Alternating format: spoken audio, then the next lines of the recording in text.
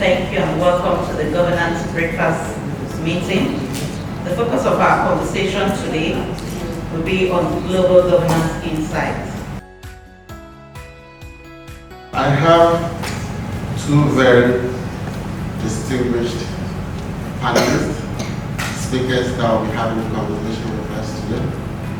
So, ladies and gentlemen, permit me to welcome on stage our own Koosum Kalyan.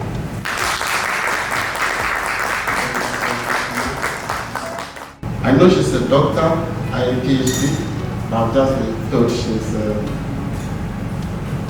Oxford PhD. Ladies and gentlemen, join me to welcome.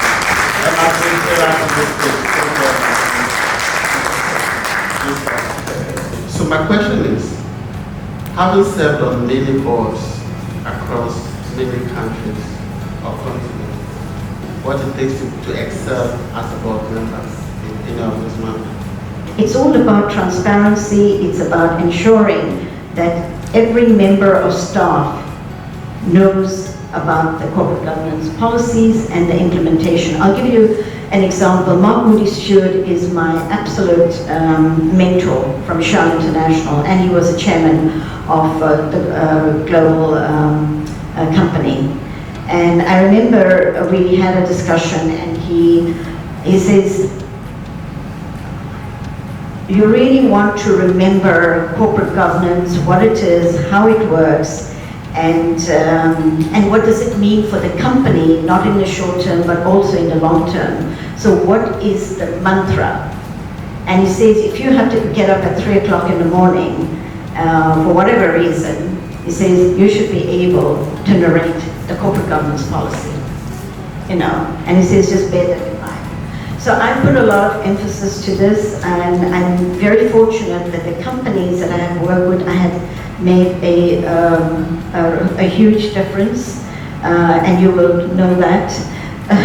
And I'm a very deep-hearted person who believes in it, and also I do not mince my words. I really give them hell if they do not abide by corporate governance. They do not belong to the company, and I don't, at that stage, I don't care who they are, what their status is, not.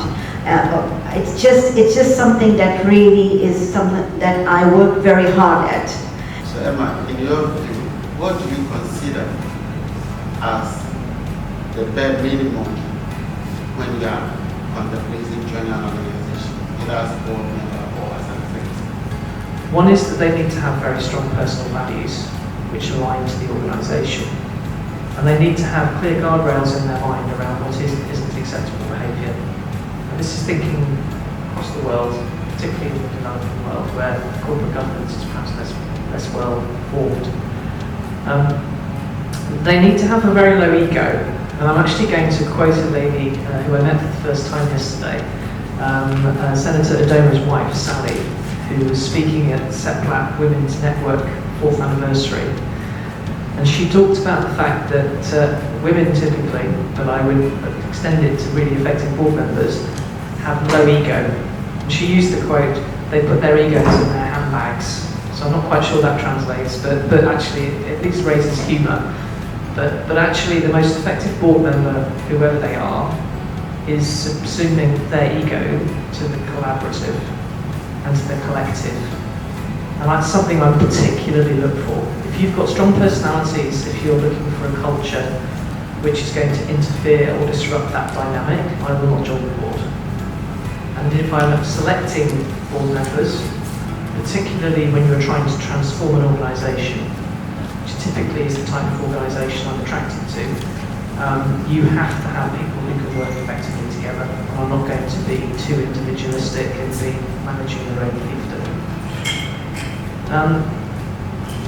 You also need to be clear on what your expertise is relative to the rest of the board, because that's about the complementarity of what you bring. Policies are all developed by the different committees, members of the staff that are part of the, writing up this. And we don't only, we use a lot of external resources at times, and we do bring in the experts. So the policy gets approved by the committees and then it's taken to the board. But there has to be an understanding from the board of what are the things that have to be discussed in the board. As the governance is emerging, as a company grows, you've got to keep asking the question, making sure that the governance is fit for purpose for the organisation. So that's what I was going to say there. But again, the board has a responsibility there. If that gone that far, the board has failed. Now, how do we get them to begin to feel that they are responsible and they need to be taught to do the right thing? Now, the worst part of it is that culture is deteriorating very fast at the civil service level and also at even the political level. And unless we get that done, it's going to be a major chance. Disclosure, extremely difficult. If you see any disclosure by any state government, okay, they're working with the partner promised to provide some funding support. And to that extent, they have to provide that information. Beyond that, nobody cares. So I think it's something that will come back to you, and we're hoping that at least we'll work with the Financial Reporting Council to get the code out. But the challenge is quite huge. The institutional framework will be quite challenging. At least since we are going to literally dismantle the existing structure. Well, we hope and pray that something will be done. Thank you very much. There's often this fault line that we're talking about two different segments, private sector, public sector. But truly it's an ecosystem where it's two sides of the same coin. If we fix the private sector, there's good governance. When we finish with that, the private sector person will go to NUPRC, that's a regulator in the oil stream, oil sector, or NMDPRA downstream, or we'll go to NCC if it's in telco. And if they're not fixed, they will impair your governance by inviting you to the flip side of ethics. So it is absolutely necessary that whilst we're fixing the private sector, we pay attention to where the private sector is regulated from. Everywhere we have these types of challenges, and it's colleagues like ourselves who get it and want to contribute and find a way of shaping and influencing these things, which are going to make a difference. We will make a difference, but it will be in that collective way. Single point governance is not going to get us where we need to be. It needs to be as that's my way of saying what Chris was saying, which is want to shape the policies and encourage people to buy into the vision. Another tool that can be used to fast track this process with governments, other institutions, is scenario planning. Now, I'm a big fan of scenario planning. My whole life revolves around scenario planning. I'm sure there are a number of people sitting in this room here. There's a reason why they're here. Maybe they're also aspiring to become board members or corporate governance specialists in the future. So let's start with you, Emma. What should I do to become an effective board member in the future? What should I do to get my foot in the door or being a good board member? I kind of always go back to the beginning again. I think you've got to want to do it, and you've got to know why you want to do it. And it's not for the status and the particular roles that you've done it. It's because you care about the company or the task that's ahead.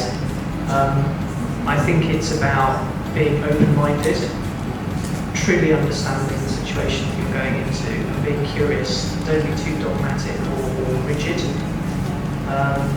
And really be clear about what you bring in terms of your skill set. I think in my case, I put a lot of emphasis is understanding why the company needs you and what can I offer the company. Ladies and gentlemen, can you please join me to put our hands together?